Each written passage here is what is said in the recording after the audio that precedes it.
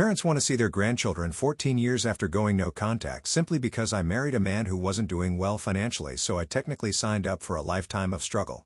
I thought they wanted to be in touch just for the grandkids, but turns out the reason is so much worse. 14 years ago, my grandparents who had raised me since I was a child decided to cut me out of their lives entirely. The reason? They disapproved of my decision to marry my husband. To them, he was lesser, not someone they deemed worthy of their family name or status. It was a painful blow, one that left me grappling with feelings of loss and betrayal. After all, these were the people who had been my only family for so many years. You see, when I was just 7 years old, I lost both my parents to a tragic accident, but thankfully my grandparents stepped in and adopted me. For that, I will always be grateful. They didn't have to take on the responsibility of raising another child, especially at their age, but they did. Instead of being sent to live in an adoption center or foster care, I at least had a stable roof over my head and people who, in their way, gave me love and security. I grew up in a home where my basic needs were met, and for that, I will never stop being thankful to them. However, gratitude doesn't erase the truth of my experience growing up in their household. As much as I was cared for, I also endured a lot of emotional and mental strain because of their strict and controlling ways. My grandparents were very traditional, with rigid views on how life should be lived. They were deeply religious and they expected me to adhere to their beliefs without question. This was in stark contrast to how my parents had raised me in those early years. My parents, while alive, had been more relaxed and more open-minded. They never pushed me to follow any religion rigidly. But with my grandparents, it was the opposite. They had rules, lots of them, and they were non-negotiable. Breaking them wasn't an option. My grandfather, in particular, ran the household like it was a military barracks. He had spent years in the army and it still showed in his demeanor and the way he treated others. He barked orders rather than asked for things. He expected total obedience and discipline from everyone, even when she was exhausted or unwell. Even as a child, I noticed the imbalance in their relationship. As I grew older, life with my grandparents became even more restrictive. They didn't let me be a normal kid, not even close. While other children my age were allowed to play, make new friends or enjoy the simple pleasures in their life, I was not allowed to do most things. For instance, I wasn't allowed to wear skirts or sleeveless dresses or tops. They considered such clothing inappropriate, even indecent, as they didn't want me showing any arms. My hair had to be plaited at all times, no exceptions. Unruly hair, as they called it, wasn't acceptable in their household. My appearance at all times had to align with their rigid expectations of modesty and discipline. They didn't care that I was just a kid wanting to dress up like my classmates or try out a new hairstyle. Everything about how I looked and behaved was dictated by their so-called rules. It didn't stop there. After school, while other kids might hang out with friends or stay a little longer to join a school club, I had to rush straight back home. No detours, no excuses. Once home, I was expected to pray and start working on my homework. My grandfather would religiously check my bag every night, and if he found out that I had received low grades on any of my papers, then he would refuse to give me dinner and I had to go to sleep hungry that night. My room also had to be spotless at all times with not a single speck of dust anywhere. And if they found even the tiniest thing out of place, I wasn't just scolded, I was spanked on my palms 10 times. I can still remember the sting and how I would cry every time, but they didn't care. I also wasn't allowed to have friends unless my grandparents approved of them.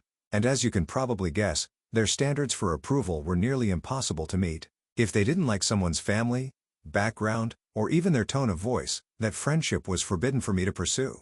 And as if all this wasn't enough, my grandfather also had the outdated belief that women had no mix and any dreams I might have had of getting behind the wheel were dismissed as nonsense. Looking back, it feels unbelievable to think about how much I endured.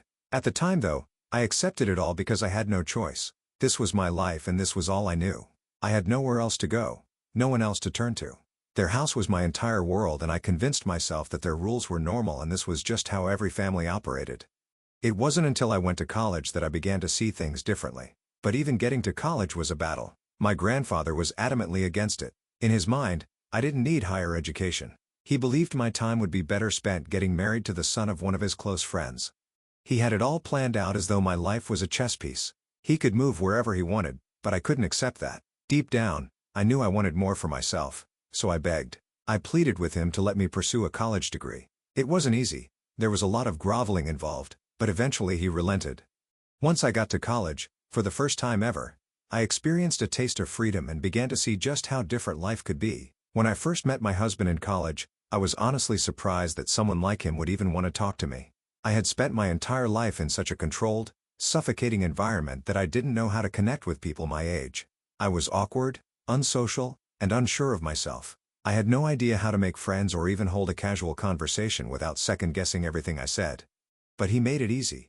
From the very first moment, he made me feel comfortable, like I didn't have to pretend to be someone I wasn't. He saw through the walls I had built around myself, and instead of judging me, he gently helped me break them down. We started as friends. He never pushed me or rushed me into anything. Slowly but surely, we got to know each other, and before I knew it, we had fallen in love. It wasn't the kind of love that sweeps you off your feet in dramatic, movie-like ways. It was quiet, steady and kind, the kind of love that makes you feel safe. I can honestly say I'm lucky to have found him because he changed my life in ways I never thought possible. Meeting his family was a revelation. I had no idea what to expect, but from the moment I walked into their home, they were so warm and welcoming. They greeted me with open arms and treated me as though I belonged there. It was unlike anything I had ever experienced. Watching them interact with each other was eye-opening. There was no yelling, no harsh words, no rigid rules hanging over their heads like dark clouds. They respected one another, laughed together and supported each other in a way that felt so natural. I didn't realize family could function like that because my experience with my grandparents had been the complete opposite. Over time, his family made me feel like I was one of them. They didn't just welcome me into their lives. They embraced me fully. It was the first time I felt like I belonged somewhere without having to sacrifice my identity or tiptoe around someone else's expectations. That sense of acceptance and love gave me the strength to start imagining a life beyond the limits my grandparents had imposed on me. Throughout college, though, I kept my relationship with my boyfriend a secret from my grandparents. I knew how they would react if they found out I was dating someone. They didn't want me involved with anyone. To them, my entire future was already decided. I was meant to marry the son of my grandfather's friend, and any deviation from that plan was unthinkable.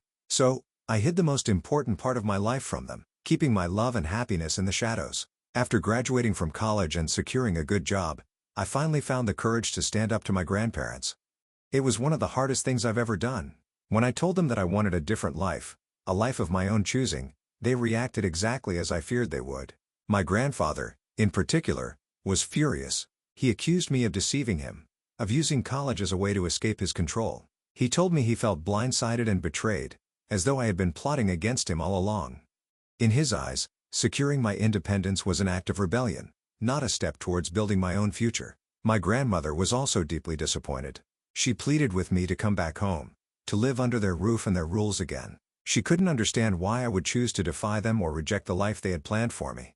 Her biggest argument was that I was angering God by going against their wishes.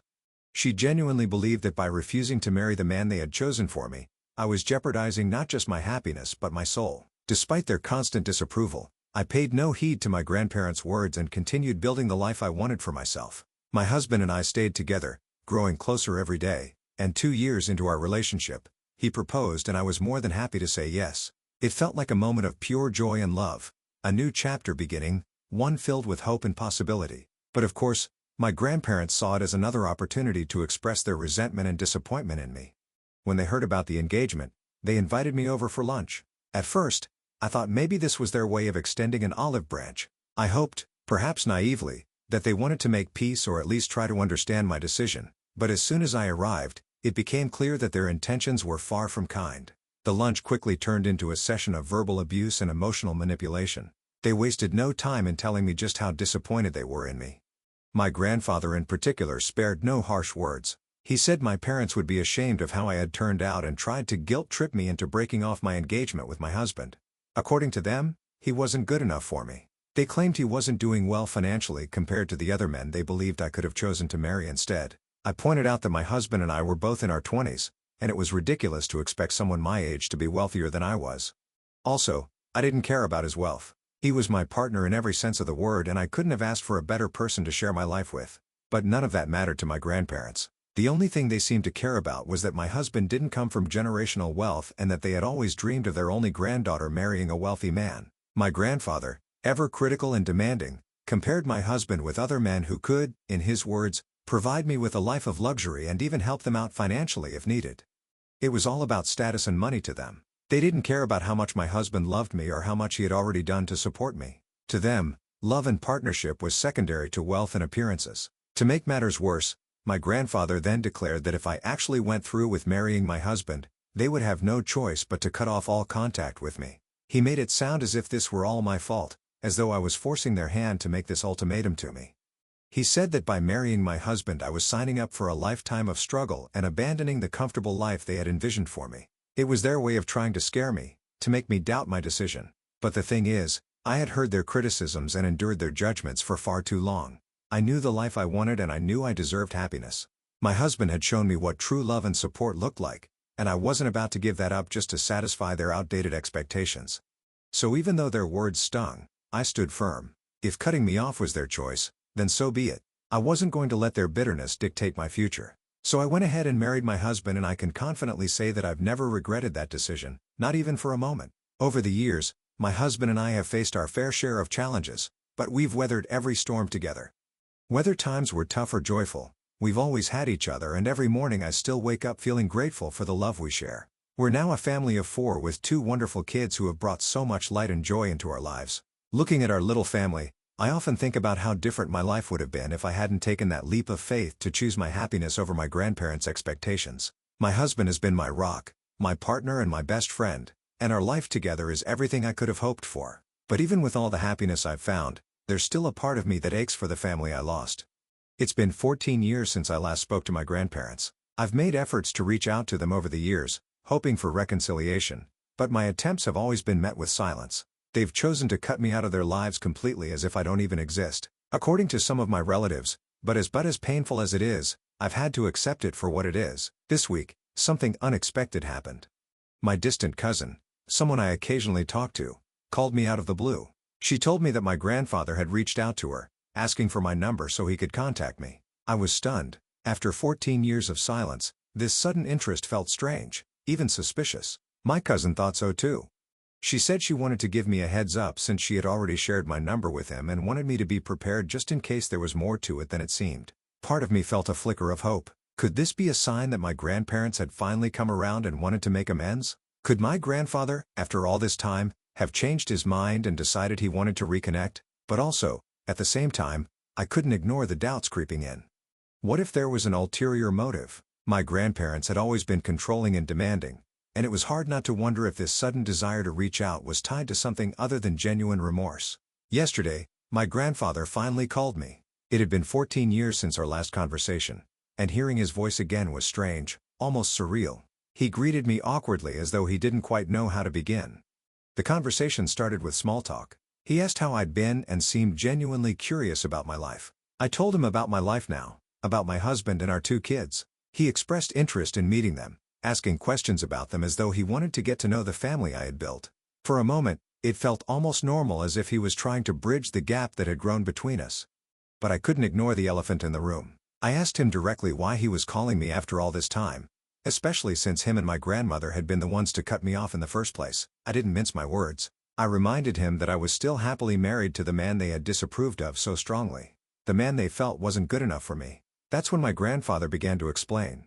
He said that he and my grandmother were getting older and just wanted to reconnect with me before it was too late for them. He went on to say how he regretted cutting me off all those years ago and how he had been missing me but had been too stubborn to admit it. If I'm being honest, the moment my grandfather said he had been missing me, something didn't sit right. My gut instinct kicked in and I couldn't shake the feeling that something was off. You see, my grandfather is not someone who talks about his feelings.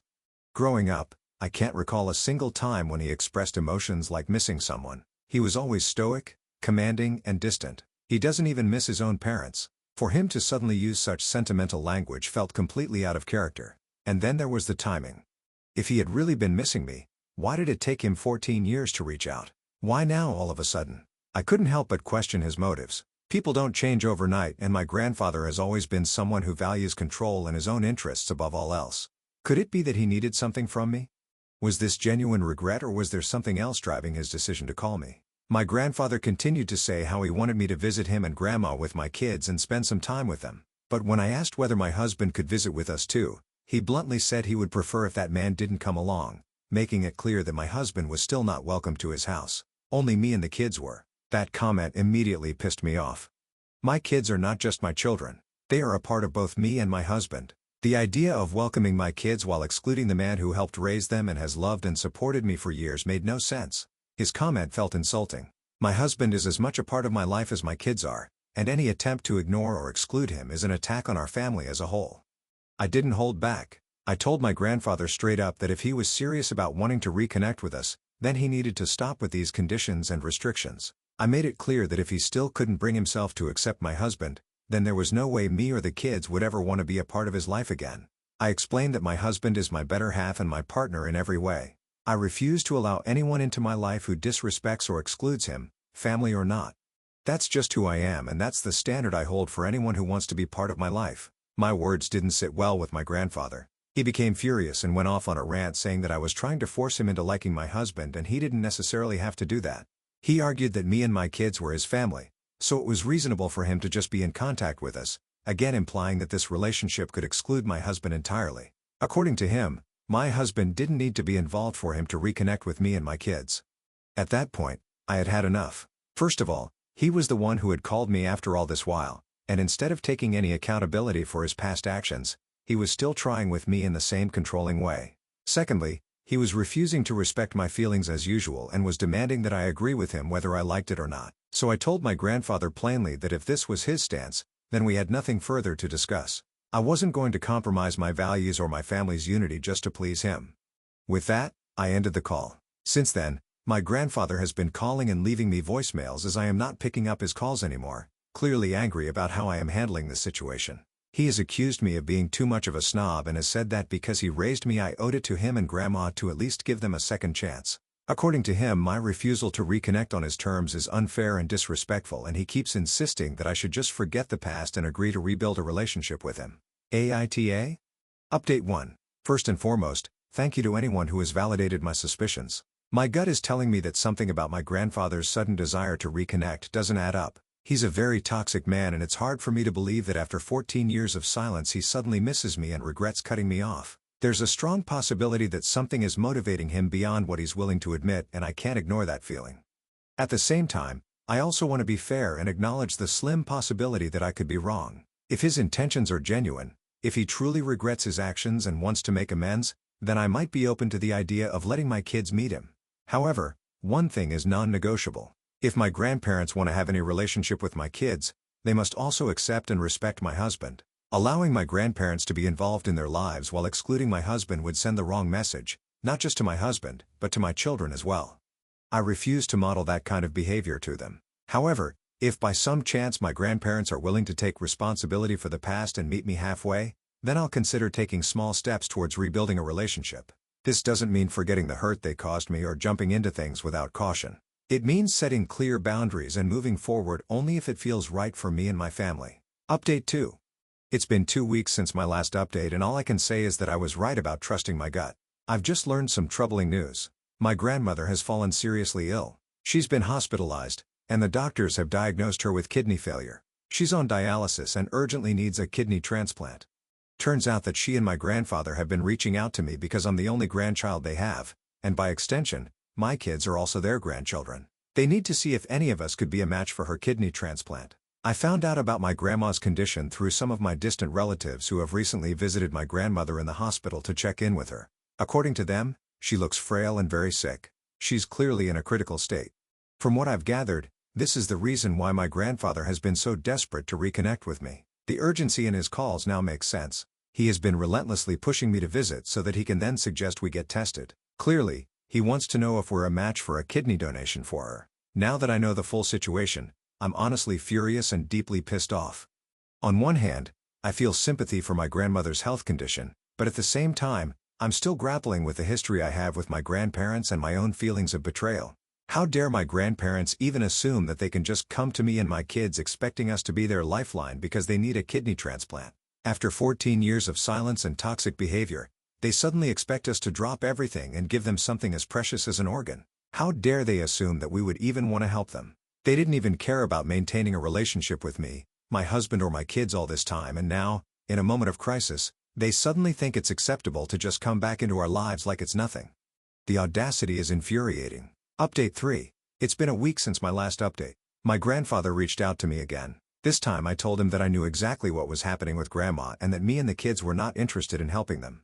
I told him to ask for help from other family members if they were willing to help. This is when my grandfather doubled down and started attacking me. He said things like I had ruined my life after marrying my husband and how I had committed a crime by marrying a man outside our religion. Those words cut deep. He made it very clear that had I married someone of the same faith, he would have never cut me off from his life.